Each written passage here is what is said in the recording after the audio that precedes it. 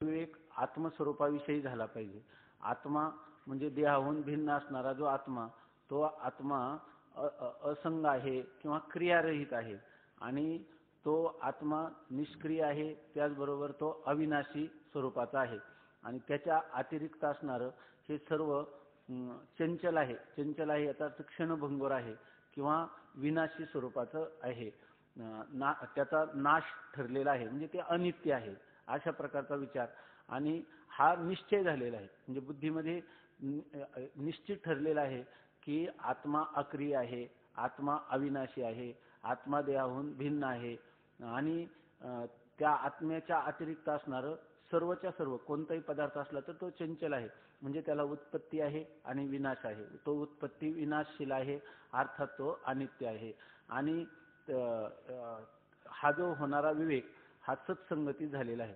सत्संगती झाला, सत्संगतीमध्ये सत्शास्त्राचं श्रवण घडतं. जे वास्तव आहे त्या वास्तवाचं दर्शन संत करून देतात आणि त्यामुळं हा जो विवेक आहे तो मनाने नाही, मनोमार्गे गेला तो येथे मुकला, हरिपाठी स्थिरावला तोची धन्य. संतांची संगती मनोमार्गगती, आकळावा श्रीपती येणे पंथी, हा आत्मविचार आहे. याच्यामध्ये सत्य आणि मिथ्या सांगितलं नाही, फक्त सार काय असार काय, ग्राह्य काय त्याज्य काय, नित्य काय अनित्य काय, त्याला म्हणजे त्याच्यामध्ये त्याज्य आणि ग्राह्य अशा प्रकारचा विचार सांगितला जातो किंवा असा विचार केला जातो, याला म्हणतात विवेक. आणि नंतरचं साधन आहे वैराग्य. आता विवेकाचं लक्षण केलं, आता वैराग्याचं लक्षण करतात. त्यांनी असं सांगितलं की हे जो विवेक आहे हा सर्वप्रथम साधन आहे, म्हणजे सर्व साधनात मूलभूत साधन विवेक आहे आणि त्या पुढच्या साधनांचं ते मूळ आहे. म्हणजे याचा अर्थ विवेकी पुरुषालाच वैराग्य प्राप्त होईल.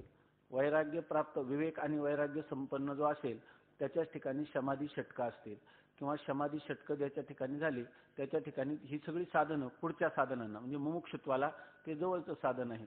म्हणजे विवेक, केवळ विवेक असला, एखादा पुरुष केवळ विवेकी असला आणि पुढची साधनं नसतील तर त्याला मोक्ष होणार नाही, त्याला जीव ब्रह्मैक्य ज्ञान होणार नाही. ही सर्व साधन चतुष्टय, म्हणजे या सर्व साधनांनी संपन्न असणारा जो साधक आहे तोच या ठिकाणी साध्यापर्यंत जाऊ शकतो. म्हणजे याचा चारही साधनं त्याच्याजवळ असली पाहिजे. तर याचं कारण सांगताना तुकोबाराय म्हणतात ना, विवेकासहित वैराग्याचे बळ दगदगीत ज्वाळ अग्नी जैसा. विवेकासहित असणारं वैराग्य, याचा अर्थ केवळ वैराग्य चालत नाही, केवळ विवेक चालत नाही, तर विवेक हा वैराग्यासहित असला पाहिजे. नाथ महाराजांनी भागवतामध्ये असं लिहिलं की जो पुरुष विवेकशील आहे परंतु वैराग्य कमी आहे किंवा वैराग्याचा अभाव आहे, असा पुरुष कितीही विवेकशील असला तरी तो एखाद्या पांगळ्या, आपला आंधळ्या पांगळ्या माणसाप्रमाणे आहे. आणि एखादा मनुष्य किती वैराग्यवान असला परंतु त्या वैराग्याच्या पाठीशी जर त्याला विवेक नसेल तर त्याचं वैराग्य हे आंधळ्या हत्तीच्या बळासारखं आहे असं सांगितलं. वास्तविक विरक्ती वाचून काही ज्ञानाची तगण येते नाही. किंवा वैराग्य असं सांगितलं की वितरागते सारिखा जोडून ठेविला सखा, जो आगव्याची भूमिका सवे चाले. मनुष्याने परमार्थात प्रवेश केल्यापासून तर परमार्थाचं फलप्राप्तीपर्यंत वैराग्य त्याच्या बरोबर पाहिजे असं माऊली म्हणतात. परंतु ते वैराग्य जर विवेकहीन असेल तर ते त्याला आपल्या साध्यापर्यंत घेऊन जाऊ शकत नाही. जसा एखादा मनुष्य आहे, तो आंधळा आहे, त्याच्याजवळ त्या आंधळा मनुष्य, त्याच्या अंगात बळ आहे, त्यासाठी आंधळा हत्ती आहे, तो आंधळ्या हत्तीच्या ठिकाणी बळ आहे, पण तो पळाल्यानंतर कोणत्या खड्ड्यात जाऊन पडेल हे कळत नाही. त्याप्रमाणे वैराग्य असलं परंतु विवेक नसला तर त्या माणसाचं जीवन त्या आंधळ्या हत्तीसारखं आहे. आणि जर एखादा मनुष्याच्या ठिकाणी विवेक खूप आहे, त्याला आपण म्हणतो पण वैराग्य नाही, म्हणजे बरेच लोक म्हणतात की आम्हाला कळतं पण प्रत्यक्ष अनुष्ठानात येत नाही. याचं कारण आपल्या बोलीभाषेत कळतं पण वळत नाही. कळतं याचा अर्थ विवेक आहे, वळत नाही याचा अर्थ वैराग्याचा अभाव आहे. म्हणून जसा एखादा पांगळा मनुष्य आहे, त्याला दूरवर असलेलं धन दिसतं परंतु धन दिसून उपयोग नाही, तो प्राप्त करू शकत नाही. तसा विवेकी मनुष्याला जरी त्याला आत्मतत्वाचं शास्त्राच्या द्वारा ज्ञान झालं तरी अनुभूतीत आत्मतत्व येईपर्यंत, आत्मानुभूती येण्यासाठी लागणारं जे वैराग्य, त्या वैराग्याचं बळ त्याच्या अंगात नसेल तर त्याला आपल्या साध्यापर्यंत जाता येत नाही. म्हणून त्यांनी सांगितलं की हे जे विवेक आहे हा उत्तर साधनांचं मूळ आहे असं सांगितलं. वैराग्यादी उत्तर, वैराग्यादी म्हणजे वैराग्य आहे आधी ज्याच्या, म्हणजे याचा अर्थ समाधी षटकांचं देखील मूळ आहे आणि मुमुक्षुत्वाचं देखील मूळ आहे. विवेक नसेल तर उत्तर साधने होत नाहीत. याचा अर्थ विवेक नसेल म्हणजे विवेकाचा अभाव असेल तर उत्तर साधनं जी सांगितलेली याच्यासाठी जी अंतरंग साधनं पुढे करायची, श्रवण मनन निधिध्यासनादी, या साधनांसाठी सुद्धा विवेकाचं प्राथमिक स्वरूपात आपल्याला साह्य आवश्यक आहे. आता वैराग्याचं लक्षण सांगतात. ब्रह्मलोकापर्यंत अनुकूल मानलेल्या भोगाविषयी होणाऱ्या त्यागाच्या इच्छेस वैराग्य असे म्हणतात. तर मनुष्याला स्वाभाविकपणे अंतःकरणामध्ये विषयाच्या भोगाची इच्छा आहे. तर ते मनुष्याला एक संकल्पनाच अशी होऊन गेलेली परंपरेने, आपल्या अनंत जन्माच्या संस्काराने आणि सभोवतालच्या वातावरणामध्ये दोन्ही, की आपल्याला जर सुख मिळवायचं असेल तर सुख हे फक्त विषयाच्याच ठिकाणी आहेत. म्हणजे शब्द स्पर्श रूप रस आणि गंध या पंच विषयांच्या माध्यमातूनच सुखाची उपलब्धी होते. असं आपलं पडिले हे रूढी जगा परिचार चालविती व्यवहार सत्य म्हणून. त्याच्यामध्ये आपल्याला असं वाटतं की कोणता तरी विषयाचा भोग झाला, तो विषयाचा भोग कोणता अनुकूल आपल्याला जो इष्ट आहे, जो आपल्याला इच्छित आहे, अशा प्रकारचा ज्या काळात ज्या देशात आपल्याला अमुक एक विषय प्राप्त व्हावा त्या विषयापासून आपल्याला सुख होईल असं आपल्याला वाटतं. आणि ही जी संकल्पना आपल्या बुद्धीमध्ये पूर्वसंस्काराने रूढ झालेली आहे, त्यामुळे आपल्याला वाटतं की शब्द अनुकूल वाटतो ना, मग तो शब्द ऐकायला मिळाला की आपल्याला सुख होईल. आपल्याला स्पर्श अनुकूल स्पर्श मिळाला की सुख होईल. त्यापैकी काही लोक जे काही वेदाचा संस्कार, त्याच्यातही आपण काय करतो, दोन प्रकार आहेत. काही लोक जे म्हणतात विषय भोगायचे, परंतु आपल्याला मनाला वाटेल त्याप्रमाणे स्वैर पद्धतीनं शास्त्राची कोणत्याही प्रकारची आज्ञा न मानता किंवा कळून न घेता शास्त्र काय म्हणतं याविषयी आपल्या जी काही जीवनशैली आहे ती धर्मशास्त्राला अनुसरूनच जगलं पाहिजे असं त्यांना वाटत नाही. त्यामुळे ते जो विषय आपल्याला भोगावा वाटतो तो विषय वाटेल त्या पद्धतीने ते संपादन करून त्याच्याद्वारा भोग घेण्याचा प्रयत्न करतात. परंतु असे की कोणत्याही गोष्टीला जेव्हा नियमन नसतं त्यावेळेला खऱ्या अर्थाने सुखाची उपलब्धी होत नाही. तर त्या कोणत्याही गोष्टीला जेव्हा नियमन असतं म्हणजे त्याला संयम असतो, त्याला कोणाचा तरी अंकुश असतो, आणि विशेषतः जेव्हा शास्त्राच्या अंकुशाप्रमाणे, कारण शास्त्र जे आहे तर ते अपौरुषीय अशा स्वरूपाचं आहे आणि संपूर्ण मानव मात्राच्या कल्याणासाठी शास्त्राचा सर्व प्रयत्न आहे. त्यामुळे शास्त्र निरपेक्षपणे मानव मात्राचं कल्याण व्हावं यासाठी इदम कुरु इदम मा कुरु, हे करा आणि हे करू नका असं सांगतं. म्हणून तस्मात शास्त्रम प्रमाणन्ते, म्हणून शास्त्राला प्रामाण्य आहे. शास्त्राप्रमाणे जर आपण वागलं तर म्हणजे वेदविहित अशा प्रकारचं कर्म करायचं, वेदाने जे सांगितलं तेच करायचं. वेद ज्याला नका करू इदम मा करू असं म्हणतो तर ते करायचं नाही. शास्त्र म्हणेल ते सांडावे, राज्य ही तृण मानावे, घे म्हणतल्या न म्हणावे विषय विरू. जर कोणाला धन दारा संपत्ती आरोग्य यांची इच्छा असेल तरी सुद्धा मन मानेल त्याप्रमाणे प्रयत्न उपयोगाचे नाही. जो शास्त्राने त्याच्यासाठी जो उपाय सांगितलेला आहे त्याच उपायाने आपल्याला अनुकूल वाटलेला विषय संपादन करावा. अशा प्रकारची जे आस्तिक आहेत, जे वेदाला मानतात ते लोक त्या प्रकाराने विषय संपादन करतात. आता त्याच्यामध्ये काही जे लोक आहेत ते असं समजतात की मन मानेल त्याप्रमाणे विषयाचा जरी आपण भोग घेतला त्याच्यातून जेव्हा सुख होत नाही तेव्हा ते शास्त्राची आज्ञा मानतात.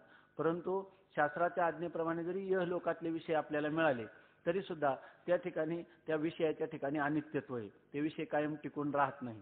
जोपर्यंत आपण ज्या पूर्वी केलेले जे कर्म त्या कर्माचं जे पुण्य असतं त्या पुण्यानुरूप त्या ठिकाणी त्या विषयांचा भोग आणि तद्वारा आनंद प्राप्त होतो. नंतर ते विषय अनित्य आहेत.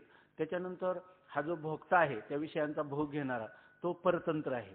त्याला किती झाले तर त्याच्या शरीरात इंद्रियांच्या ठिकाणी जितकं बळ आहे त्याद्वारा त्या बळ जितका असेल तेवढाच त्या विषयांचा तो उपभोग घेऊ शकतो. दुसरी गोष्ट, ती विषय तरी त्याला सोडून जातात किंवा इंद्रिय तरी विकल होतात. दोन्हीपैकी कोणतं तरी होत असल्यामुळे शिवाय त्या विषयांच्या ठिकाणी अनेक प्रकारचे दोष आहेत.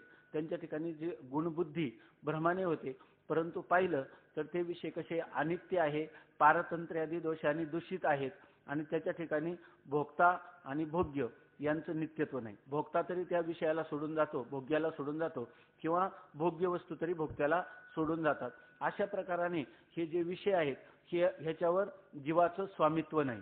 म्हणून कधी कधी विचारवान पुरुषाला असं वाटतं की इहलोकातले जरी विषय मिळाले तरी त्याच्यामध्ये पुन्हा ज्या शरीराच्या द्वारा त्या विषयांचा भोग घेतला जातो तर ते विषय तर मलिन आहेतच आहेत, बाह्य अनित्य तर आहेत, पण हे शरीर भोगत्याचं जे शरीर की ज्याच्याद्वारा ह्या भोग घेतला जातो ते सुद्धा अनित्य आहे. आणि त्याच्यामध्ये जर पाहिलं तर आपण म्हणतो की रक्त रेत दुर्गंधी नरक मुताने भरली रे, कानोबा तुझी गोंगडी चांगली आम्हाची का दिली वांगली रे. त्या शरीराची स्थिती जर पाहिली तर त्या भोगत्याचं असणारं शरीर हा काय हे आगी माझी पडे तरी भस्म होऊन उडे, झाले श्वानावर पडे तरी ते विष्ठा, या चुके दोन्ही काजा तरी होय कृमीचा पुंजा, हा परिणाम कपिध्वजा कश्मळुगा. या ठिकाणी हे शरीर रस रक्त मांस अस्थि मज्जा शुक्र या सप्त धातूंनी बनलेलं आहे, कातड्यांनी मढवलेलं आहे. त्याच्यामध्ये याला जशा घराला त्या खांब असतात त्याप्रमाणे हे हाडाचे खांब दिलेले आहेत. आणि ते सांगतात की याला सर्व नवाही ठाई फाटून गेली ती तो आम्हाची दिलेली रे. या नाकाला छिद्र, कानाला छिद्र, डोळ्याला छिद्र, सर्व त्वचेच्या रंध्रारंध्रात छिद्र आहे. आपलं नाथ महाराज म्हणतात अखंड परे वाहती मळे ज्याची धुता तो कांटाळे. सगळ्या ठिकाणी शरीरातून दुर्गंधी अशा स्वरूपाची बाहेर वाहते की आपल्याला दररोज स्नानादी करावे लागतात. आपल्या सगळ्या कानातून डोळ्यातून नाकातून मल निसृत होत असतो. तेव्हा अशा शरीराने अशा प्रकारचे अनित्य भोग भोगण्यात काय अर्थ आहे.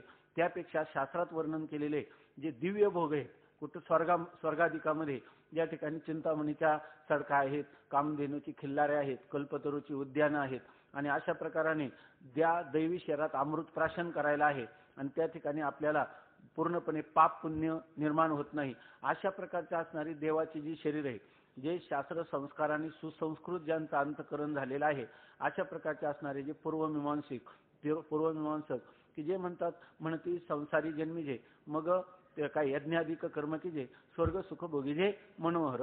त्यांना वाटतं की याच ठिकाणी ते इंद्रियांचा संयम करतात. या शास्त्राने सांगितल्याप्रमाणे व्रत वैकल्य यागादी दानादी ह्या सर्वांचे कष्ट घेतात, परंतु त्यांना फक्त हे घेत असताना इहलोकातल्या विषय भोगाचा ते त्यागही करतात कारण शास्त्राची मर्यादा ते मानत असतात. परंतु तद्वारा त्यांना इप्सित काय आहे तर त्यांना वाटतं की स्वर्गामध्ये मरणानंतर आपल्याला स्वर्ग सुख प्राप्त होईल आणि ते आपल्याला अनंत काळपर्यंत त्या स्वर्ग सुखाचा भोग घेता येईल. कारण त्या ठिकाणी अप्सरा अमृत अशा प्रकारच्या ह्या इहलोकापेक्षा परलोकामध्ये दिव्य अशा प्रकारच्या वस्तूंचा भोग होतो. त्या ठिकाणी इंद्रियांचं शैथिल्य नाही, नित्य नूतन अशा प्रकारचं तारुण्य त्या ठिकाणी राहतं. इथं जसं बाल्य तारुण्य वार्धक्य जन्म मरण अशा प्रकारच्या ज्या अवस्था आहेत तर ह्या अवस्था स्वर्गाधिकांमध्ये नाही. म्हणून काही लोक स्वर्ग सुखाची इच्छा करतात आणि ते त्यांना स्वर्गातलं जे दिव्य सुख आहे ते त्यांना अभिष्ट वाटतं म्हणून काही लोक हे करतात. परंतु या ठिकाणी जेव्हा वेदांताचा विचार करणारा जो अधिकारी आहे त्या अधिकाऱ्याचं वर्णन सांगतात की तो मात्र वैराग्यशील असला पाहिजे. तर त्याच्या वैराग्याचं काय स्वरूप आहे तर त्यांनी सांगितलं का इहलोकापासून ब्रह्मलोकापर्यंत सामान्यपणे जे अनुकूल मानलेले जे भोग आहे जे इहलोकातले असो किंवा परलोकातले ते भोग जर आपल्याला मिळाले, अनुकूल म्हणजे ते भोग मिळाले तर आपल्याला सुखप्राप्ती होईल. परवा आपण मला वाटतं एक दिवस चिंतन केलं होतं. अशी पद्धती आहे की ज्या वेळेला मनुष्याला कोणताही आपल्याला अनुकूल असा भोग मिळावा वाटतो आणि तो भोग्य विषय दिसला तरी त्याला आनंद होतो. नंतर तो भोग्य विषय पाहिल्याबरोबर त्याला आनंद होतो. नंतर तो भोग्य विषय जर त्याच्या जवळ प्राप्त झाला तरी त्याला आनंद होतो आणि त्या भोग्य विषयाचा भोग झाल्यानंतर त्याला आनंद होतो. एकाला काय म्हणतात प्रिय म्हणतात. नुसता भोग्य विषय दिसणं याला प्रिय म्हणतात. नंतर तो प्राप्त होणं याला मोद म्हणतात आणि त्या विषयांचा भोग होणं याला प्रमोद असं म्हणतात. तर अशा प्रकाराने साधारणपणे विषयाच्या भोगाचं स्वरूप आहे, त्याच्यामध्ये होणाऱ्या आनंदाच्या उपलब्धीचं अभिव्यक्तीचं अशा प्रकारचं स्वरूप आहे. परंतु या ठिकाणी वेदांताचं चिंतन करणारा जो साधक आहे किंवा जो अधिकारी आहे त्याने इहलोकापासून इहलोकातले तर सुखाचा तो परित्याग करतोच, परंतु परलोकापर्यंत म्हणजे ब्रह्मलोकातलं सुख हे सर्वात श्रेष्ठ सुख आहे. त्या ठिकाणी त्या ब्रह्मलोकापर्यंत अनुकूल मानलेले जे भोग आहेत, तर त्या भोग तो घेतो असं नाही, त्या भोगाच्या त्यागाच्या इच्छेस, म्हणजे त्या भोगाचा त्याग व्हावा, आपल्या ठिकाणी ते भोग नकोच मला, ऐहिकीचे का पारत्रीचे भोग पायिक झालिया इच्छेचे, परी भोगावे हे नरुचे मना माझी. त्याच्या मनामध्येच असं वाटत नाही की कोणतेही जरी इहलोकातले सुख असो किंवा परलोकातले सुख असो, तर ते वमिली अण्णा लाळन घोटी जीवे रसना का अंगन सुयवे आलिंगना प्रेताचे. त्याला त्या कोणत्याही विषयांचा भोग घ्यावा असं वाटत नाही. म्हणजे त्या भोगाच्या त्यागाची जी इच्छा त्याच्या अंतकरणामध्ये आहे त्यालाच म्हणतात. अशी जी अंतकरणाच्या वृत्तीचा जो विशेष आहे त्याला वैराग्य असं म्हणतात. ही वैराग्याची व्याख्या आहे. ब्रह्मलोकापर्यंत अनुकूल मानलेल्या भोगाविषयी होणाऱ्या त्यागाच्या, अनुकूल भोगांचा त्याग नाही, अनुकूल भोगांच्या त्यागाची इच्छा, याला वैराग्य असे म्हणतात. या वैराग्याच्या अशा प्रकाराने त्यांनी व्याख्या केली. आता या ठिकाणी हे जे वैराग्य आहे त्या वैराग्याचं थोडक्यात विवेचन करतात ते की सर्व विषय त्यागण्याची जी इच्छा, सर्व विषय म्हणजे इहलोकातले किंवा परलोकातले विषय, तर ऐहिक किंवा पारलौकिक विषयांच्या त्यागाची जी इच्छा त्याला वैराग्य असं म्हणतात. किंवा त्याला दुसरं एक नाव इच्छा सामान्य अभाव, हा त्याला वैराग्य म्हणतात. प्रत्येक मनुष्याला जी विषयांच्या द्वारा इहलोकातलं किंवा परलोकातलं सुखाच्या भोगाची जी इच्छा आहे सामान्यपणे सर्वांना आहे की नाही, तर त्या इच्छेचा जो त्याग त्याला वैराग्य असं म्हणतात. तर ह्या वैराग्याचे प्रकार केले. एक वैराग्य आहे यतमान, एक व्यतिरेक, एकेंद्रिय आणि वशिकार, असे 4 वैराग्याचे प्रकार योगसूत्रामध्ये केलेले आहेत. तर याच्यामध्ये एक वैराग्य जे आहे तर यतमान वैराग्य. यतमान म्हणजे प्रयत्न करतो तो, परंतु प्रयत्न करत असला तरी त्याच्या ठिकाणी जो विचार आहे, विवेक जो आहे तो विवेक कमी पडतो, म्हणजे मंद विवेकजन्य असं जे मंद विवेकापासून उत्पन्न झालेले जे वैराग्य त्याला यतमान वैराग्य असं म्हणतात. म्हणजे तो प्रयत्नशील आहे परंतु त्याला प्रयत्नामध्ये पूर्णपणे यश मिळालेलं नाही, कारण त्याच्या पाठीमागं विवेकाचं बळ त्याच्या ठिकाणी नाही, त्याला यतमान वैराग्य असं म्हणतात. आता व्यतिरेक नावाचं जे वैराग्य आहे तर त्याला म्हणतात, जसं सर्प आणि मुंगूस यांचं युद्ध चालतं, तर तो मुंगूस सर्पाशी युद्ध कशाच्या आश्रयावर करतो, तो काय करतो, ज्या वेळेला जर ह्या सर्पाने त्याला दंश केला तर त्याच्यावर होणारा जो विषारी परिणाम, तो विषारी परिणाम घालवण्यासाठी तो काय करतो, नकुललता म्हणजे एक वनस्पती आहे, त्या वनस्पतीची पानं खाल्ली की त्याला काय होतं, विषाचा परिणाम होत नाही आणि पुन्हा सर्पाशी युद्ध करण्यासाठी त्याला परत त्याच्या अंगामध्ये बळ येतं. तर त्याप्रमाणे इथं तुकोबाराय म्हणतात ना, रात्रंदिन आम्हा युद्धाचा प्रसंग आंतरबाह्य जगा आणि मन, त्याला अनेक प्रकारचे जेव्हा प्रतिबंध येतात तर त्या प्रतिबंधामध्ये तो कधी कधी थकतो. अशा वेळेला तो कोणाचा आश्रय घेतो, तर सत्संगतीचा आश्रय घेतो. आणि सत्संगतीचा आश्रय घेतला की त्याला आपल्या ठिकाणी असणारे जे दुर्गुण, त्या दुर्गुणांशी लढण्याची एक प्रकाराने ताकद येते. म्हणजे त्या दुर्गुणांचा परिहार करताना तो प्रयत्न करतो आणि परंतु ते प्रयत्न त्याचे पूर्णपणे सिद्धीला जात नाही. अशा वेळेला तो पुन्हा सत्संगतीत सत्शास्त्राचा आधार घेऊन परत परत प्रयत्न करत राहतो. त्याला म्हणतात व्यतिरेक वैराग्य. आता म्हणजे संतांच्या संगतीत दुर्गुणाचा परिहार करायचा आणि सद्गुणांचं संपादन करायचं, याला व्यतिरेक वैराग्य असं म्हणतात. आता तिसरं आहे एकेंद्रिय वैराग्य.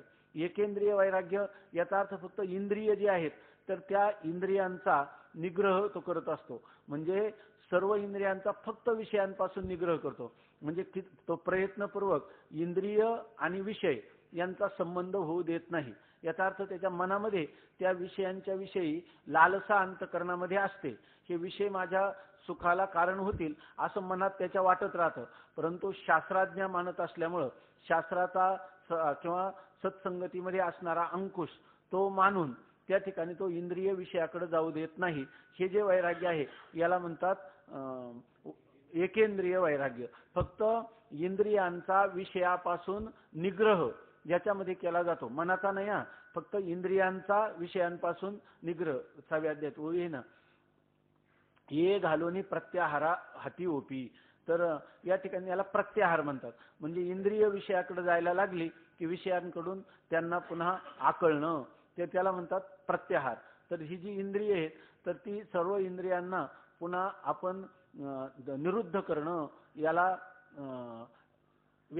आपलं एकेंद्रिय वैराग्य म्हणतात. आणि त्याच्यानंतर आहे ते वशिकार संज्ञक वैराग्य. वशिकार संज्ञक वैराग्य म्हणजे विषयांपासून मनाचा निग्रह, म्हणजे मनाला विषयांकडे जाऊ न देणं, याला म्हणतात वशिकार संज्ञक वैराग्य. आता हे 4 वैराग्याचे प्रकार सांगितले. हे वैराग्य जे आहे तर याला अपर वैराग्य असं म्हणतात. ह्या अपर वैराग्याचे प्रकार आहेत. आणि दुसरं वैराग्य जे आहे ते परवैराग्य आहे. की परवैराग्यामध्ये या ठिकाणी हे जे विषय आहेत ते विषय त्याच्या अंतःकरण वृत्तीवर येतच नाही. कारण विषयांच्या विषयी दोषदर्शन, अनित्यत्व, पारतंत्र्य हे पाहून, शिवाय ते विषय कसे आहेत, मिथ्या आहेत, म्हणजे स्वप्न तुल्य आहेत, मृगजळाप्रमाणे आहेत, रज्जू सर्पाप्रमाणे आहेत, असं कळल्यानंतर त्या खोट्या विषयाविषयी त्याच्या अंतःकरणात यत्किंचित सुद्धा आसक्ती राहत नाही, आकर्षण राहत नाही, किंबहुना ज्या वस्तूचं अस्तित्वच नाही अशा मिथ्या वस्तूच्या द्वारा सुखी होणं हा एक प्रकारचा भ्रम आहे, असा त्याच्या बुद्धीचा निश्चय झाल्यामुळं ते विषय जे आहे ते अंतःकरण वृत्तीवर येतच नाही. हे परवैराग्य आहे. आणि हे परवैराग्य हे खरं वैराग्य आहे. आणि ही जी परवैराग्य प्राप्त होण्यासाठी ही इतर सांगितलेली अपर वैराग्याचे 4 प्रकार ही त्याची साधनं आहेत असं सांगितलं. आता या ठिकाणी त्यांनी सांगितलं की हे जे वशीकरण वैराग्य आहे याचे पुन्हा 3 प्रकार सांगितले. एक मंद वैराग्य, एक मध्यम वैराग्य किंवा तीव्र वैराग्य आणि एक तीव्रतर वैराग्य, असं 3 प्रकार त्याचे पुन्हा केले. कोणत्या वैराग्याचे? वशिकार संज्ञक वैराग्याचे. तर काही वैराग्य जे आहे तर मंद वैराग्य कोणतं? पाठीमागे त्यांनी सांगितलं ना का पहिलं यतमान वैराग्य म्हणजे मंद विवेकापासून झालेलं वैराग्य. तर त्या वैराग्याचं असं आहे की ते सांगतात की मंद वैराग्य कोणतं?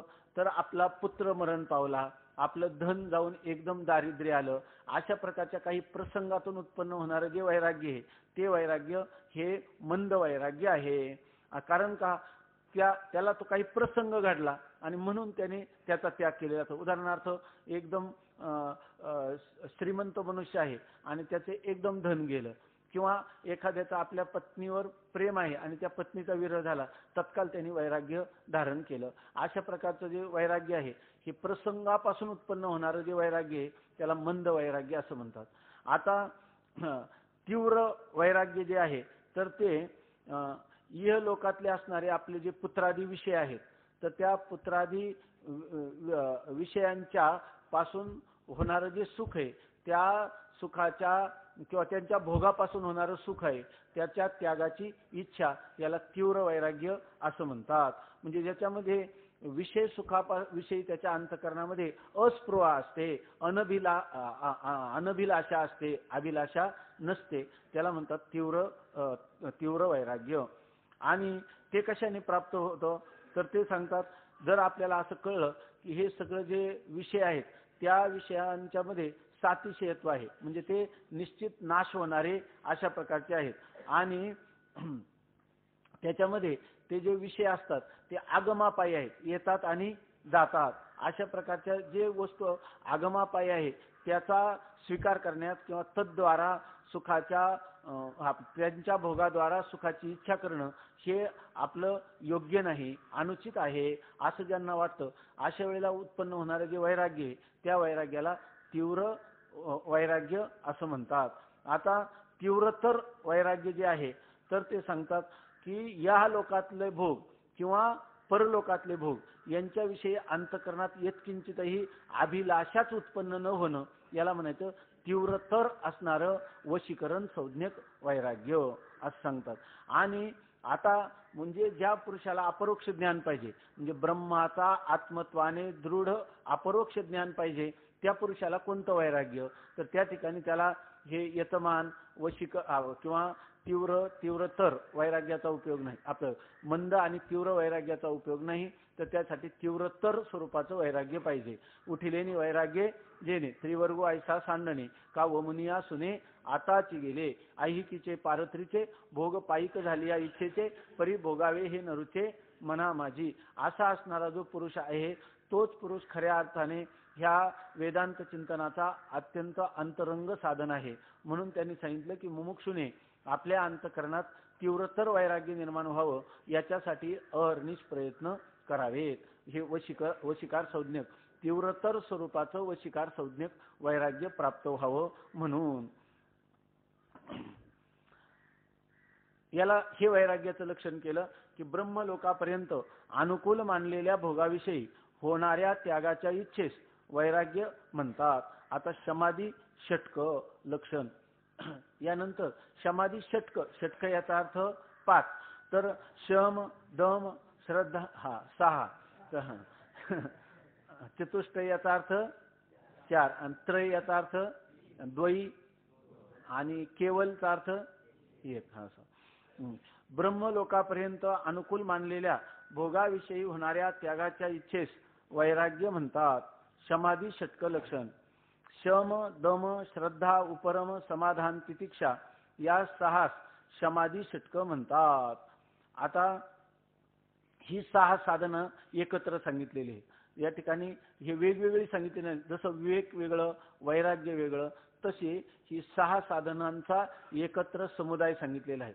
शम दम तितिक्षा उपरम श्रद्धा आणि समाधान असे 6. याला म्हणायचं समाधी षटक. समाधी षटक का म्हणतात? शम आहे ज्याच्या आधी म्हणजे अगोदर, शमापासून ज्याचा आरंभ होतो आणि मग पुढचे 5 म्हणून त्याला समाधी षटक असं म्हणतात. आता शम म्हणजे काय? तर परमार्थास प्रतिबंधक अशा स्वाभाविक विषय वासनांचा अंतकरणात निग्रह करणे यास शम असे म्हणतात. थोडक्यात शम शब्दाचा अर्थ आहे मनाचा किंवा अंतकरणाचा निग्रह आणि दम शब्दाचा अर्थ आहे इंद्रियांचा निग्रह असा त्याचा अर्थ आहे. तर बघा विचारसागरामध्ये ह्या केलेल्या ज्या व्याख्या आहेत ह्या अत्यंत उपयुक्त आणि आपल्याला प्रत्यक्ष अनुष्ठानात आणण्यासारखे आहेत. ज्याच्यामध्ये त्याचा पूर्णपणे विचार करून ह्या व्याख्या केलेल्या किंवा हे लक्षण केलेलं आहे. शमाचं लक्षण असं केलंय आपण खरं जर शम म्हणजे काय या ठिकाणी विषय वासनांचा त्याग म्हणजे कोणत्याही आपल्याला अमुक एक विषय प्राप्त असावा अशी अंतकरणाची इच्छा असते किंवा त्यालाच वासना म्हणतात. पूर्वी वासना म्हणजे काय? पूर्वी आपण त्या विषयांचा भोग घेतला नंतर ते विषय जरी गेले इंद्रिय आणि विषयांचा संबंध जरी सुटला तरी ते विषय या इंद्रियांच्या द्वारा त्या विषयांचा संबंध झाला असताना ते आपल्या सुखाला कारण होतात. अशा प्रकारच्या आपल्या अंतकरणामध्ये जे काही भाव निर्माण झालेला आहे त्याला म्हणतात संस्कार, त्याला म्हणतात वासना. तर अशा प्रकारच्या विषय वासनांचा त्याग या ठिकाणी सांगितलेला आहे. परंतु कोणत्या विषय वासनांचा त्याग या ठिकाणी मुमुक्षूसाठी शमाचं काय स्वरूप आहे तर ते सांगतात. खरा जो सिद्ध पुरुष आहे मुक्त पुरुष जो आहे त्यांनी विषय वासनाचा अंतकरणातून पूर्णपणे त्याग केलेला असतो. त्यांनी सांगितलं वासना निमाली समूळ ज्याची या ब्रह्मरस गोडी तयासी फावली. ज्याला ब्रह्मरस गोडी प्राप्त झाली म्हणजे जो साधकाचा सिद्ध झाला तो समूळ वासनांचा त्याग त्याचा होतच असतो. वासना निमाली समूळ ज्याची. पण जो मुमुक्षू आहे त्या मुमुक्षूने समूळ वासनांचा त्याग करायचा नाही. कोणता? फक्त आपल्या परमार्थाला प्रतिबंधक असणाऱ्या ज्या वासना त्या वासनांचा त्यांनी त्याग करायचा. नाहीतर काही लोक म्हणतात काय की तुम्ही का पाठाला आले नाही? कारण पाठाला आलं नाही म्हणजे आम्हाला कोणत्याच प्रकारची इच्छा राहिली नाही आहे की नाही. त्यामुळं जर इच्छाच राहिली नाही तर आम्ही पाठाला आलो असतो. फक्त अजून आपण साधक दशेत आहे त्यामुळं परमार्थाला पाठाला जाण्याची इच्छा वासना असावी आणि इतर वासना नसाव्या. म्हणून त्यांनी लिहिले की परमार्थाला जेवढ्या प्रतिबंधक वासना आहेत त्या वासनांचा आपण निराश करायचा. इतर वासना ज्या आहेत म्हणजे ज्याला आपण शुभेच्छा जेणेकरून आपल्याला जीव ब्रह्मैक्य ज्ञान होईल श्रवणाच्या द्वारा आपल्याला आत्मस्वरूप कळावं अशा प्रकारची जी वासना आहे काय कैतो स्वामी भेटेल कै हे बिरडे फिटेल युगावनी वडील निमिषमानी ही सुद्धा एक वासनाच आहे की नाही. जशी विषय वासना आहे तशीच अंतकरणामध्ये मला कधी श्रीगुरु भेटतील, कधी माझा हे ग्रंथी भेद होईल, कधी माझ्या ह्या संशयाचं जाळ्यातून मी सुटेल अशा प्रकारची पण वासना आहे. पण ती वासना परमार्थाला काय आहे? अनुकूल आहे. परमार्थाला जी प्रतिकूल आहे अशा प्रतिकूल वासनांचाच फक्त या ठिकाणी प्रतिबंध करायचा किंवा त्यांचा निग्रह करायचा त्याला म्हणतात शम. म्हणजे परमार्थात प्रतिबंधक आणि त्या कशा आपण पुन्हा वासना आहे स्वाभाविक असणाऱ्या विषय वासना. स्वाभाविक म्हणजे कोणी सांगावं लागत नाही आपोआपच खालारा धावे पाणी भ्रमर पुष्पाचे घाणी, त्याप्रमाणे आपोआपच ज्या अनंत जन्माच्या काय अनंत जन्म काय विषय भोगिले पाहि, अनादी संसार माळेच्या ठाई नित्य विषय भोगिले पाहि, ते ठसावले चित्ताच्या ठाई वारंवार पाहि भोगिता किंवा सेविता. या आपण अनंत जन्मामध्ये विषयांचा संस्कार, जसं लहान मुलं आहे तर लहान मुलाला आईच्या स्तनाला लावल्याबरोबर त्या स्तनाचं शोषण करतं का, अनंत जन्मात त्याने मातेच्या स्तनापासून दुग्धपान केलेले आहे.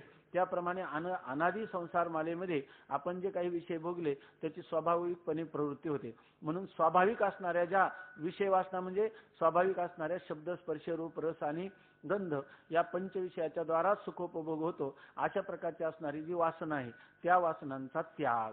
आणि ते कोणत्या परमार्थाला प्रतिबंधक असेल अशा. नाही तर काही लोक म्हणतात की आम्हाला कोणत्याही प्रकारची आता वासनाच राहिली नाही आणि त्यामुळं ते श्रवणादी साधनं सुद्धा करत नाही. कारण आम्हाला परवा त्या भागवतामध्ये एक मनुष्याला आम्ही फोन केला की तुम्ही या भागवताच्या सत्संगाला या. ते म्हणे मी इतके सत्संग केलेत की मला आता कोणत्याही प्रकारची इच्छाच राहिली नाही, त्यामुळे मी कशाला माझा वेळ खर्च करू. मग त्यांनी काय केलं त्यावेळेला काय माहित, तर ते निर्विकल्प समाधीत बसले का दुसरं काय केलं काय माहित, पण ते म्हटले की मला आता कोणत्याही प्रकारची इच्छा झाली नाही. स्वामी महाराज म्हणायचे की ते घडलेली गोष्ट की स्वामी महाराजांच्याकडे एक मनुष्य यायचा आणि तो मनुष्य म्हणायचा की मला तुम्हाला काही मदत करायची आश्रमाला. तर स्वामी महाराज म्हणे आम्हाला काही आवश्यकता नाही. तो म्हणायचा की नाही तुम्ही काहीतरी माझी मदत घ्या. तर त्याची काही घेतली नाही स्वामी महाराजांनी. नंतर मग त्यांनी काय केलं की स्वामी महाराजांच्या नावाने अजूनही चालू आहे मंदिरात 10 पूजा वर्षामध्ये सुरू केल्या की त्या महिम्न पूजा, आणि त्याचे पैसे भरले आणि तुम्ही ती पूजा करत जा, त्यांच्या नावानेच त्या पूजा ठेवल्या. हे स्वामी महाराज काहीच घेत नाही हे त्याला माहित होतं. तो आजही अजून जिवंत आहे, पण आता थकलाय मनुष्य. लोहगावून दररोज तो आळंदीला येत होता. कैक वर्ष लोहगावून पायीवारी करत होता. श्रीमंत मारवाडी. तर त्याची स्वामी महाराज यांच्यावर भावना होती. ते काही त्याचे पैसे जरी म्हटलं तर घेत नव्हते. त्याची घडलेली गोष्ट अशी की एकदा त्यांनी एकदम तिथं 10 रुपये टाकले. 10 रुपये टाकल्यावर स्वामी महाराज म्हटले की ते पैसे नको आम्हाला. तेव्हा इथं उदबत्ती त्याला वातीला होतील. तर स्वामी महाराज म्हणे लागल्यावर घेऊ, आता तुम्ही घ्या. तो नाही, आता मी टाकलेत, हे दान केलेत, केलेलं दान परत घेत नसतात. स्वामी महाराज म्हणे ठीक आहे तात्या काड्याची पेटी आणा म्हणे. आणले आणि लगेच स्वामी महाराजांनी काड्याची पेटी पेटवली. त्या पेटवली आणि त्याला लावायला लागले त्या नोटेला. त्यांनी लगेच घेतली आणि खिशात घातली. तर स्वामी महाराज म्हणे तू मला दान दिली होती ना, मी काय करायचं त्याचा माझा अधिकार आहे आता, तर तू कशाला आता पुन्हा घेतली, आता तुझे पैसे नको. मग स्वामी महाराज त्याचे पैसे घ्यायचे नाही. नंतर काय झालं, एका मनुष्याला एका तथाकथित चांगल्या महाराजांना असं कळलं किंवा ह्या माणसाजवळ खूप पैसे आणि हा स्वामींना देतो पण स्वामी घेत नाहीत. मग त्यांनी काय केलं, त्यांच्याकडे त्याला बोलून घेतलं एक दिवस आणि त्यांना सांगितले का रे तू बरेच ठिकाणी दान करतो, आमच्या काही कार्यासाठी तू काय मदत करणार. तो म्हटला महाराज मी मदत केलीच असती आणि वाटेल ती मदत केली असती, पण स्वामी महाराज सारखं सांगतात की निरीच्छ व्हा, कोणती इच्छा ठेवू नका. त्यामुळं मी काय झालं म्हणे आता निरीच्छ झालो, त्यामुळे तुम्हाला पैसे देण्याची काही इच्छाच राहिली नाही असं म्हणे. तर अशा प्रकारची जी इच्छा आहे तर ह्या इच्छेचा त्याग असा इथं सांगितलेला नाही. परमार्थ आता वास्तविक त्याचं दान झालं असतं, त्याला पुण्य झालं असतं ना, म्हणजे हा लबाड निरीच्छ, हा काही खरा निरीच्छ नाही. तर तशा प्रकारचं परमार्थाला प्रतिबंधक असतील अशा स्वाभाविक ज्या विषय वासना आहे त्या विषय वासनांचा त्याग या ठिकाणी सांगितला. आणि त्या त्यागाची जी इच्छा आहे किंवा त्या विषय वासनांचा अंतःकरणामध्ये जो निग्रह करणं त्याला शम असं म्हणतात. अंतःकरणाचा निग्रह करणं, अंतःकरण म्हणजे आतलं साधन म्हणजे मन, बुद्धी, चित्त आणि अहंकार, या चौघांना मिळून अंतःकरण चतुष्टय म्हणतात. तर त्या स्वाभाविक असणाऱ्या विषय वासनांचा अंतःकरणामध्ये निरोध होणं, अंतःकरणात त्याचं चिंतन न करणं याला म्हणतात शम. आता दम, दम शब्दाचा अर्थ इंद्रिय निग्रह. चक्षुरादी बाह्येंद्रियास परमार्थास प्रतिबंधक अशा विषयांपासून आवरणे यास दम म्हणतात. आता दम शब्दाचा अर्थ इंद्रिय निग्रह. इंद्रिय कोणती, चक्षुरादी म्हणजे श्रोत्रेंद्रिय, नेत्रेंद्रिय किंवा त्वगींद्रिय, घ्राणेंद्रिय, ही जी इंद्रिय आहेत तर ह्या इंद्रियांचा, बाह्य इंद्रिय जे आहेत तर यांचा निग्रह करणं. पण कोणत्या, कसा निग्रह करणं, परमार्थास प्रतिबंधक असतील त्यांचा निग्रह करणं. नाही तर तुम्ही म्हटले की इंद्रिय निग्रह करायचा ठरलं, मी आज पायाला जे मनात संकल्प येईल पायाने करावा तो करायचा नाही, असा इंद्रिय निग्रह केला. पाठाला का आले नाही तर आज मी इंद्रिय निग्रह केला आणि बरोबर पायाला सांगितलं की जायचं नाही, हाताला सांगितलं की ग्रंथाला स्पर्श करायचा नाही, डोळ्यांना सांगितलं की वाचायचं नाही. तर असं नाही, परमार्थाला प्रतिबंधक असणारा जे काही बाह्येंद्रिय आहे त्या बाह्येंद्रियांचा निरोध करणं किंवा निग्रह करणं याला दम असं म्हणतात. चक्षुरादी बाह्येंद्रियास परमार्थास प्रतिबंधक अशा विषयांपासून आवरणे यास दम असे म्हणतात. ह्या संस्कृत विचार सागरामध्ये त्यांनी क्षमाविषयीचं थोडं चिंतन लिहिलेलं आहे की मनोरूपी मातंग म्हणजे हत्ती आहे, हा अतिशय बलवान आहे आणि त्या मनोरूपी हत्तीला जसं अंकुशाच्या साहाय्याने हत्तीला आपल्या ताब्यात ठेवतात त्याप्रमाणे ह्या मनोरूप हत्तीला आपल्या ताब्यात ठेवायचं म्हणजे त्याचा निग्रह करायचा. तर हे करण्यासाठी उपाय काय आहे तर या ठिकाणी साधक अजून तर आपल्याला तत्वज्ञान झालेलं नाही, अशा वेळेला त्या मनाचा निग्रह करायचा म्हणजे काय तर ते म्हणतात की विषयाच्या ठिकाणी नेहमी दोष दर्शन पाहणं. आताच आपण पाहिलं हे विषयांच्या ठिकाणी दोष कशा प्रकारचे आहेत. जर मनुष्याला विषयांच्या ठिकाणी दोष कळले तर तो त्या ठिकाणी प्रवृत्त होत नाही. त्याच्या अनेक उदाहरणं आपल्याला माहिती आहे. तर विषय हा निश्चित आपल्या दुःखाला कारण होणार आहे. तर असं लहान मुलगा देखील जर हा विस्तव आपल्याला पोळतो असं कळलं तर त्याच्याकडे पुन्हा प्रवृत्त होत नाही. त्याप्रमाणे विषयांच्या ठिकाणी जसं हे शरीराचे दोष आपण पाहिले अशा प्रकाराने हे संपूर्ण जे काही पदार्थ आहेत किंवा विषय आहेत हे अत्यंत दोषयुक्त आहेत असं चिंतन करून त्या ठिकाणी मनाचा निग्रह साधता येतो. म्हणून ज्या ज्या वेळेला ज्या विषयात प्रवृत्ती होईल त्या विषयांच्या ठिकाणी काय दोष आहेत हे पाहणं हाच कोणी अंकुश आणि तो मनोरूपी हत्तीला स्वायत्त म्हणजे आपल्या ताब्यात ठेवू शकतो असं क्षमाचं चिंतन केलं. आणि दुसरं दम या ठिकाणी सांगतात.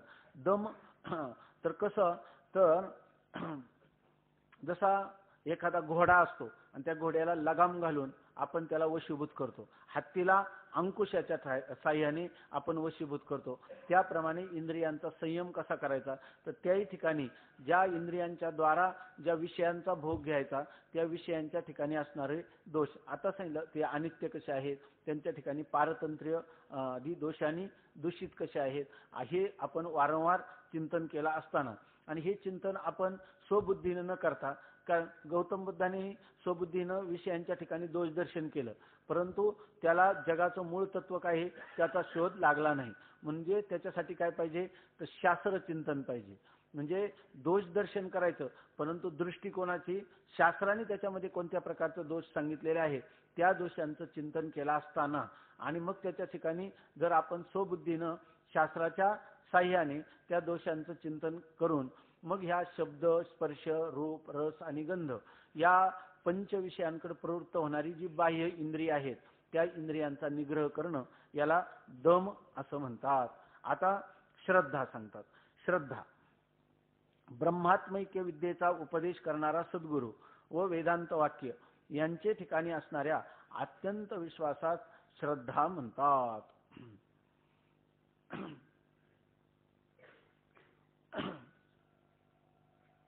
आता श्रद्धा शब्दामध्ये शरद शब्द आहे किंवा सत शब्द आहे मूळ म्हणजे जी सद्वस्तू आहे तिलाच अंतःकरणात कायम धारण करणं याला खरं श्रद्धा असं म्हणतात. परंतु या ठिकाणी श्रद्धेचं स्थूल स्वरूप असं आहे की जे जीव आणि ब्रह्म यांची एकात्मता प्रतिपादन करणारे गुरु आणि जीव आणि ब्रह्म यांचं ऐक्य सांगणारं वेदांत शास्त्र उपनिषद यांच्याविषयी असणारी जी आत्यंतिक श्रद्धा किंवा आपला आत्यंतिक विश्वास याला काय म्हणतात श्रद्धा. म्हणजे शास्त्र म्हणेल ते सांडावे जे राज्यही तृण मानावे घे म्हणतलया न म्हणावे विषयी विरुद्ध अशा प्रकारचं जी जो विश्वास आहे त्याला श्रद्धा म्हणतात. म्हणजे श्रद्धा म्हटलं की जीव ब्रह्मैक्य ज्ञानाचा उपदेश करणारे गुरु त्यांच्याविषयी विश्वास. स्वामी महाराज सांगायचे ते जर डोंगराला ढग म्हणतील आणि ढगाला डोंगर म्हणतील तर ते सुद्धा आपल्याला मान्य पाहिजे. वेदांत शास्त्र जर सांगत असेल की जगन मिथ्या आहे, तर ह्या सिद्धांतावर श्रद्धा पाहिजे. जीव आणि ब्रह्म एकही सांगतील तर त्याच्यावर आत्यंतिक अशा प्रकारचा विश्वास पाहिजे, आणि त्या आत्यंतिक विश्वासालाच या ठिकाणी श्रद्धा अशा प्रकारचं नाव आहे. नाही तर श्रद्धा सगळ्यांच्याच अंतःकरणात आहे. माऊली म्हणतात, आयशेने असं कळू जगडंबरून कळू, श्रद्धेचाची केवळ ओतला असे. परंतु ह्या श्रद्धा जी आहे तिच्यातून काही फल मिळतं प्रत्येकाला असं नाही. फलप्राप्तीसाठी लागणारी श्रद्धा म्हणजे जीव ब्रह्मैक्याचा उपदेश करणारे गुरु त्यांच्या वचनावर आणि शास्त्र वचनावर आत्यंतिक विश्वास, याला श्रद्धा असं म्हणतात. ह्या शास्त्रावरच्या उपदेशाविषयी कुमारील भट्टाचं उदाहरण सांगतात की ह्या नास्तिक लोकांनी जेव्हा त्यांच्याबरोबर वाद केला तर त्यांनी सांगितलं का वेद प्रमाण आहेत, वेदांना प्रामाण्य आहे का? तर त्यांनी सांगितलं आहे. वेदाला प्रामाण्य कशावरून सिद्ध कराल? तर असं सांगितलं की त्यांनी सांगितलं यदि वेदाः प्रमाणम स्युः ना, बरोबर आहे ना. जर वेद प्रमाण असतील तर त्यांनी एका मोठ्या कड्यावरून खाली उडी मारली. तर कड्यावरून खाली उडी मारल्यानंतर त्याचा एक डोळा जो आहे तो त्या डोळ्याला फक्त इजा झाली. उंच कड्यावरून उडी मारून त्यांनी सिद्ध केलं की वेद प्रमाण आहे. परंतु त्यांनी काय केलं, वरून जेव्हा उडी मारली, जर वेद प्रमाण असतील तर, जर म्हटला ना हे, तर एवढ्यासाठी त्यांनी तुष्याग्नीमध्ये स्वतःला जाळून घेतलं. वेद प्रमाणच आहेत, जर म्हणायची गरजच नव्हती. आणि त्यासाठी जे धान्याचं जे भुसा असतं ते भूस पेटवून त्याच्यामध्ये त्यांनी सर्व प्रकारचे आपला शरीराचे जे आहे तर ते दहन करून घेतलं. का? तर त्याच्या जीवनामध्ये त्याला प्रायश्चित्त केलं की यदि अशा प्रकाराने, जर अशा प्रकाराने या वेदांत शास्त्रामध्ये स्वामी महाराज म्हणायचे जरी तरीची भाषा चालत नाही, इदम इत्थम, हे असंच आहे अशी भाषा चालते. म्हणून त्या जर साठी त्यांनी स्वतःला या तुषाग्नीच्या द्वारा स्वतःच्या देहाचं दहन केलं. याला म्हणतात की श्रद्धा. त्याच्यामध्ये सांगितलं, त्याच्यामध्ये यत्किंचित सुद्धा संशयाला अवकाश नाही किंवा विपरीत भावनेला अवकाश नाही, याला म्हणतात श्रद्धा.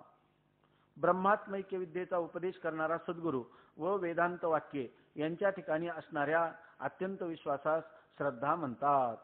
उपरम, आता चौथं साधन, वेदविहित कर्माची साधने श्री, धन, पुत्रादिक यांचा विधीपूर्वक त्याग करून आणि भोगांना विषाप्रमाणे नाशक समजून आत्मज्ञानाच्या तीव्र इच्छेने जो ग्रहादिकांचा त्याग, त्यास उपरम किंवा उपरती म्हणतात.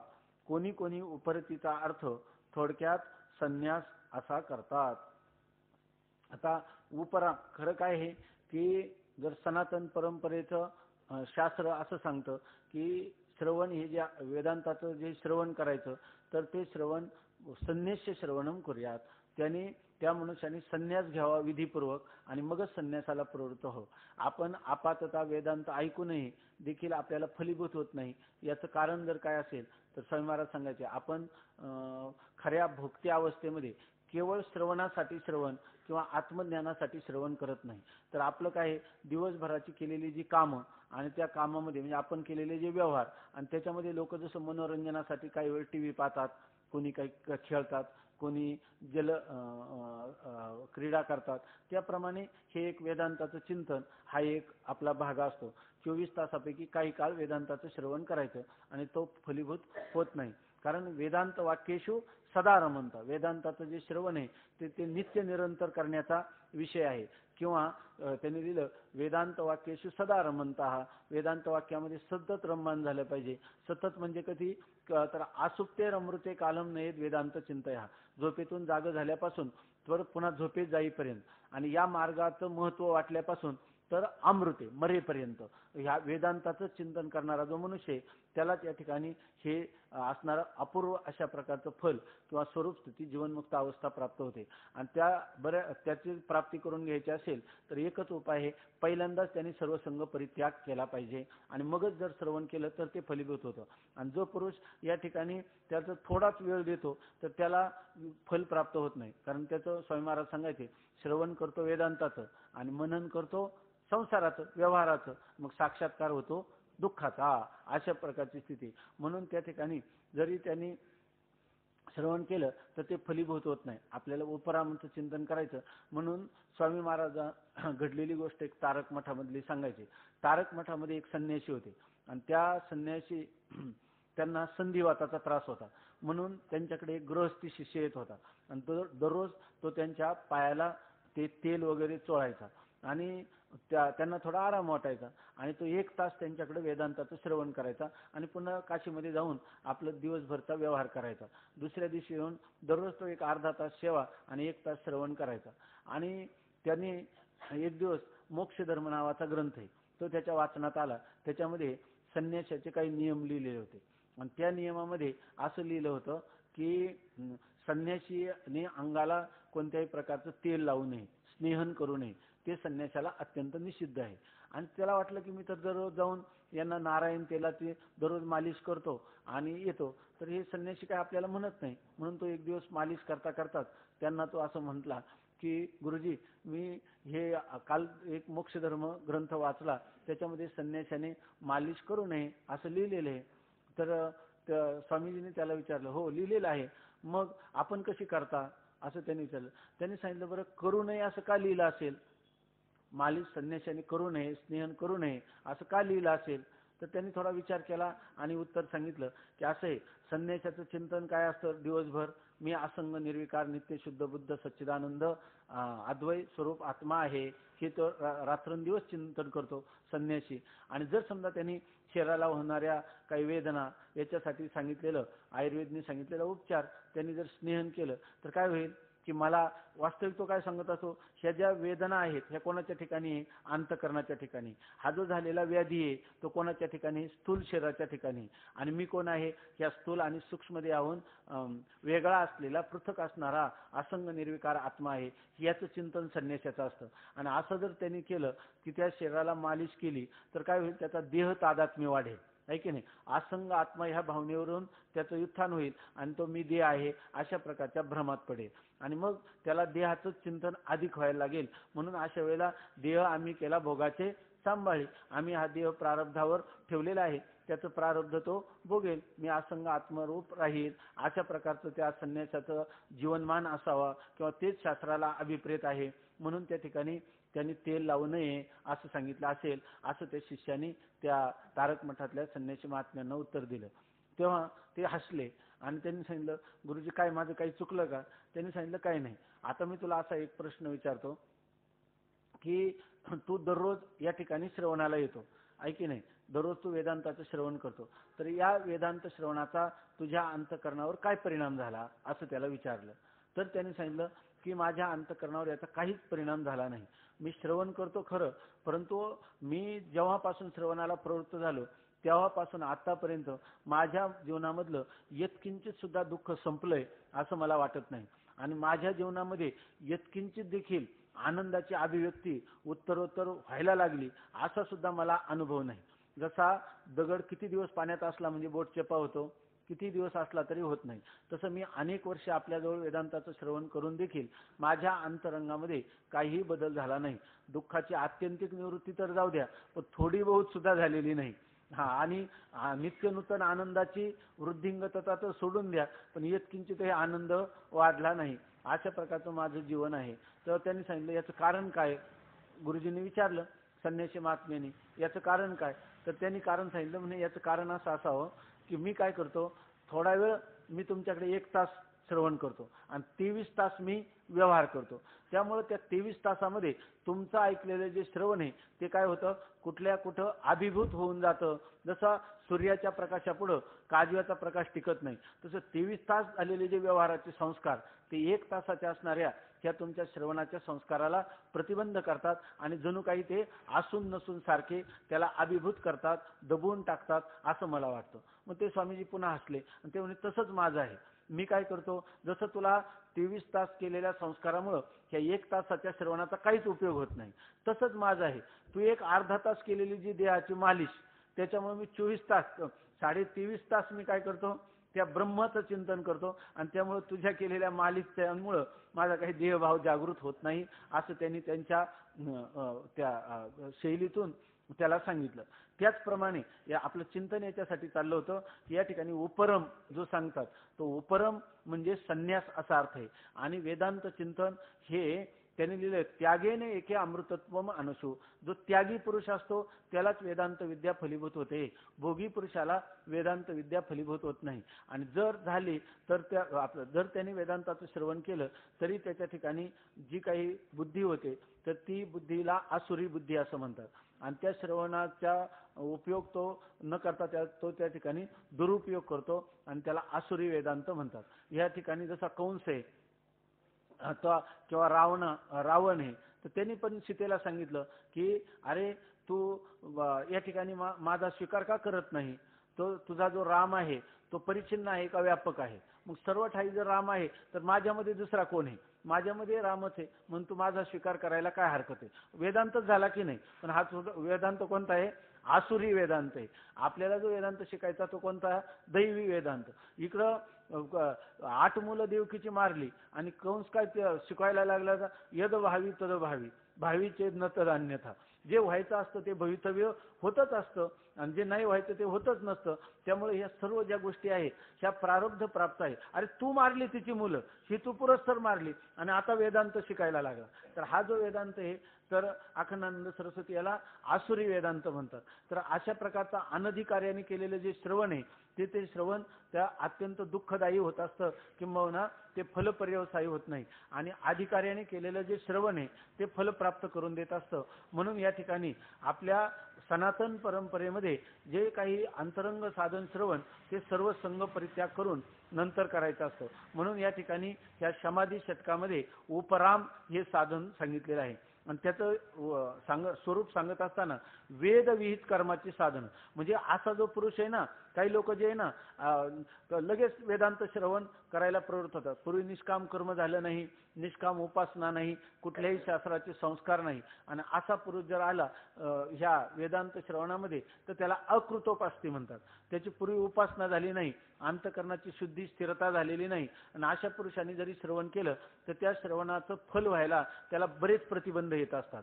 आणि जरी त्यांनी या जन्मी किंवा पूर्वजन्मी जर त्याने निष्काम कर्म किंवा उपासना केली असेल तर त्याचे मल आणि विक्षेप हे दोष दूर झालेले असतात. त्यामुळं त्याला ह्या वेदांत श्रवणाचं फल प्राप्त होण्यासाठी विशेष परिश्रम पडत नाही. म्हणून ह्या अधिकाऱ्याचे सुद्धा 2 प्रकार केले, एक कृतोपास्ती आणि एक अकृतोपास्ती. त्याच्यापैकी हा जो कृतोपास्ती पुरुष आहे तर हा उपरमाला प्राप्त होतो. तो कसा त्याविषयी सांगतात. वेदविहित कर्माची साधने, या ठिकाणी स्त्री धन किंवा पुत्र ही भोगाची साधनं नाही, तर हे वेदविहित कर्म करण्यासाठी आपल्याकडं जेव्हा ह्या लग्न समारंभ असतो त्यावेळेला तो जे ब्राह्मण मंत्र म्हणतो त्या मंत्राचाच अर्थ आहे की मला यज्ञ यागादिकांचा अधिकार, त्याद्वारा मला जनता जनार्दनाची सेवा घडावी, म्हणून या ठिकाणी मी पत्नीचा स्वीकार करीत आहे. जेव्हा पुत्र होतो तो आत्मा वै पुत्र नामाशी प्रजातंतू मा व्यवच्छेशी, म्हणजे ह्या प्रजातंतूचा मला व्यवच्छेद करायचा नाही. कारण वेदाची जी परंपरा मी आतापर्यंत पालन केली ती तशीच वेदाची परंपरा, त्याच्यातलं कर्मकांड, उपासनाकांड, ज्ञानकांड हे अव्याहतपणे चालू राहावं, म्हणून या ठिकाणी संतानोत्पत्ती आहे. धनाधिक माझ्या ठिकाणी असतील तर ते मला दान करण्यासाठी आहेत, किंवा ते जे आहे तर ज्याला आपण म्हणतो समाज पुरुषाची किंवा परमात्म्याची सेवा करण्यासाठी, यज्ञ याग आदिकांसाठी हे मला धन पाहिजे. म्हणजे आपल्या मूळ संस्कृतीमध्ये वेदविहित कर्माची साधनं ही पुत्र धन आणि पुत्र धन आणि स्त्री ही आहेत. आणि यांचा त्याग करायचा म्हणजे आपल्याला वाटलं गौतम बुद्धासारखा असा त्याग नाही, विधीपूर्वक जसा विधीपूर्वक स्वीकार केला तसा त्यांचा त्याग सुद्धा कसा करायचा, विधीपूर्वक स्त्री धन पुत्र इत्यादिकांचा त्याग करायचा. आणि भोगांना विषयाप्रमाणे नाशक समजून, भोग हे काय आहे, आपले भोग जे आहेत ते विषयाप्रमाणे मारक आहे. विष जसा मारतं त्याप्रमाणे विषय भोग हे निश्चित आपल्याला मारणार आहेत, नाम आपल्याला परमार्थ तत्वापासून वंचित करणारे आहेत असं मानून आत्मज्ञानाच्या तीव्र इच्छेने, आणि तो त्याग कशासाठी करायचा, त्याग करायचा. आणि आपण उत्तरेत जाऊन पहा, एवढा मोठा त्याग केलेला आहे त्या लोकांनी, आणि तिथं साधनं काय करतात तर तांत्रिक मंत्रिक अशी साधनं करतात आणि त्याच्यापासून काही सिद्धी प्राप्त करतात. हा एवढा मोठा त्याग, हिमालयाच्या गिरीकंदरामध्ये राहून त्या ठिकाणी त्यांना भस्म लावून तिथं राहतात आणि कोणत्या प्रकारचं अंगावर वस्त्र सुद्धा नाही, अशा प्रकारचे राहतात. त्यांना खाण्याची व्यवस्था नाही, राहण्याची व्यवस्था नाही, अशा इतकं शीत उष्णादी द्वंद्व सहन करतात. आणि त्याच्यापासून प्राप्त काय करतात? काही नाही, त्या तपस्येचं फल क्षुद्र अशा प्रकारच्या काही सिद्धी किंवा एखाद्या मनुष्याच्या शत्रूचा विनाश वगैरे करण्याकडं अशा प्रकारचे ते करतात किंवा काही चमत्कार करतात. तर अशा प्रकारचे ज्या सिद्धी प्राप्त करतात हे काही फल नाही, याच्यासाठी केलेला त्याग नाही. तर त्यांनी लिहिलं आत्मज्ञानाच्या तीव्र इच्छेने, मला आत्मज्ञान व्हावं म्हणून या तीव्र इच्छेने केलेला तो त्याग असला पाहिजे. आणि तो त्याग म्हणजे कसा? अमुक धपक्या नाही, तर शास्त्र विहित जे असणारे स्त्री धन पुत्र यांचा स्वीकार केलेला आहे. तर त्या शास्त्राने सांगितल्याप्रमाणे विधीपूर्वकच त्यांचा परित्याग करायचा. आणि तो कशासाठी करायचा? तर आत्मज्ञान प्राप्तीच्या तीव्र इच्छेने. गृहाधिकांचा जो त्याग त्यास उपरम किंवा उपरती म्हणतात. कोणी कोणी उपरतीचा अर्थ थोडक्यात संन्यास असा करतात. आचार्यांनी उपराम शब्दाचा अर्थ संन्यास असा केलेला आहे. म्हणून या ठिकाणी सांगतात कोणी कोणी, म्हणजे आचार्यांनी विवेक चूडामणीमध्ये उपराम याला संन्यास असं म्हटलेलं आहे. तर उपरम वेदविहित कर्माची साधने स्त्री धन पुत्राधिक यांचा विधीपूर्वक त्याग करून आणि भोगांना विषयाप्रमाणे नाशक समजून आत्मज्ञानाच्या तीव्र इच्छेने जो गृहाधिकांचा त्याग त्यास उपरम किंवा उपरती म्हणतात. कोणी कोणी उपरतीचा अर्थ थोडक्यात संन्यास असा करतात. आता समाधान, मनाची एकाग्रता झाली असता जी स्थिती प्राप्त होते त्यास समाधान म्हणतात. हे सगळे पारिभाषिक शब्द आहे. नाहीतर समाधान म्हणजे तुला आनंद वाटतो ना, समाधान आहे ना, असा या ठिकाणी समाधान शब्दाचा अर्थ नाही.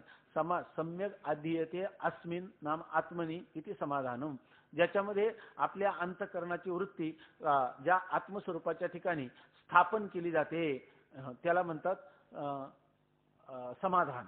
किंवा समाधान या शब्दाचा अर्थ आहे चित्ताची एकाग्रता. तरी अवधान एक वेळे दिजे मग सर्व सुखाशी प्राप्त होईजे.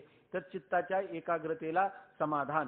चित्ताच्या वृत्ती ज्या पांगलेल्या आहेत त्या सर्व एक करून, त्या सर्व एकवटून आपलं जे ध्येय किंवा आपलं जे गंतव्यस्थान किंवा आपलं जे ज्ञेय त्याच्या ठिकाणी एकाग्र करणं याला समाधान असं म्हणतात.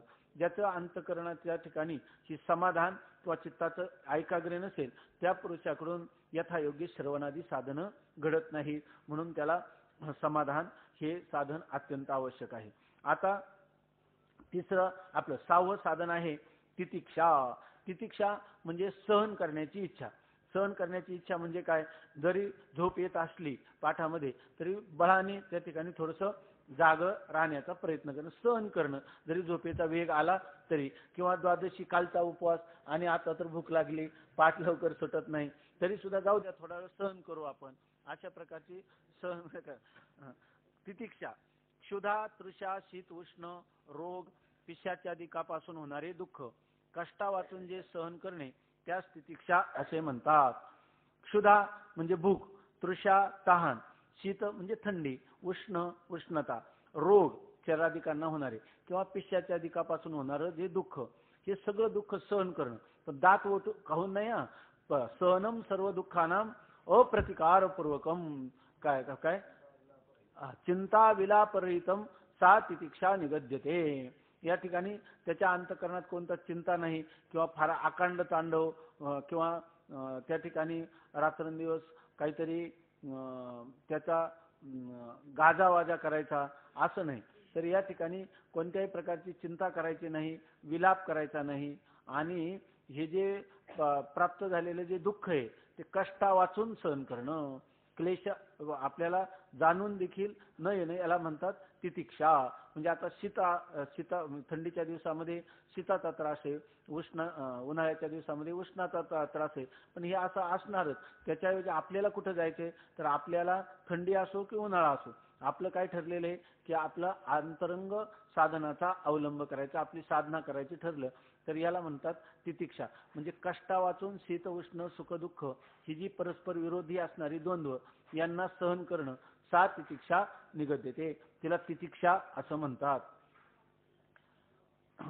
क्षुधा तृषा उष्ण रोग पिशाच्यादिकापासून उत्पन्न होणारे दुःख कष्टा वाचून सहन करणे त्यास तितिक्षा म्हणतात. समाधी षटकातील प्रत्येक साधनाच्या स्वरूपात किंचित फरक आहे. आपल्याला दिसतं समाधी षटक, पण साई साधनामध्ये जणू काही ते एकच आहे असं वाटतं, पण त्याच्यामध्ये थोडा थोडा फरक आहे. जरी तुम्ही शम म्हटलं की मनाच्या निग्रहाशी संबंधित आहे, दम म्हटलं की इंद्रियाच्या निग्रहाशी संबंध आहे. 6 साधनांचा एकत्र समुदाय असला तरी सुद्धा त्याच्यामध्ये थोडासा फरक आहे. म्हणून या 6 समाधी षटक असे एकच साधन मानतात. परंतु यांच्यामध्ये फरक असला तरी फार फरक आहे असं नाही, यांच्यामध्ये अगदी थोडा थोडाच फरक आहे. कारण निग्रह दोन्हीमध्ये काय आहे, समान आहे. फक्त एकामध्ये इंद्रिय निग्रह आणि एकामध्ये मनोनिग्रह फरक आहे, परंतु किंचित फरक आहे. म्हणून या सर्वांचा एकत्र समुदाय प्रतिपादन केलेला आहे. शास्त्रामध्ये जसं विवेक वेगळं, वैराग्य वेगळं, तसे समाधी षटक ही वेगवेगळी साधनं सांगितली नाही वेदांत संप्रदायामध्ये. तर 6 मिळून एकच साधन सांगितलं की ज्याला समाधी षटक म्हणतात. असे न मानले तर विवेक, वैराग्य, समाधी 6 आणि मुमुक्षुत्व अशी 9 साधने होतील. आता जर आपण ही समाधी षटक वेगवेगळी मानली, 6 वेगळी मानली, तर अगोदरचं विवेक, नंतरचं वैराग्य, ही 6 आणि पुन्हा मुमुक्षुत्व अशी 9 साधनं होती. परंतु समाधी षटक हे एक साधन मानले म्हणजे 4च होतात व 4च साधने मानण्याचा श्रेष्ठांचा संप्रदाय आहे. तर समाधी षटक एक साधन मानलं तर मग काय होईल, फक्त विवेक, वैराग्य, समाधी षटक आणि मुमुक्षुत्व असं साधन चतुष्टय होईल. वेगळी मानली तर 9 होतील. परंतु आपल्या वेदांत संप्रदायामध्ये या ठिकाणी ही 4च साधनं मानण्याचा प्रघात आहे. किंवा सगळे लोक काय म्हणतात, साधन चतुष्टय असं म्हणतात. म्हणून यांचा समावेश, ह्या 6 समावेश एकच साधनामध्ये केलेला आहे की ज्याला समाधी षटक असं म्हणतात. आता पर्यंत विवेकाचं लक्षण, वैराग्याचं लक्षण आणि समाधी षटकाचं लक्षण झालं. आता राहिलं ते मुमुक्षुत्वाचं लक्षण. उद्या पाहू. पुंडलिक वरदा हरी विठ्ठल, श्री ज्ञानदेव तुकाराम ज्ञानेश्वर.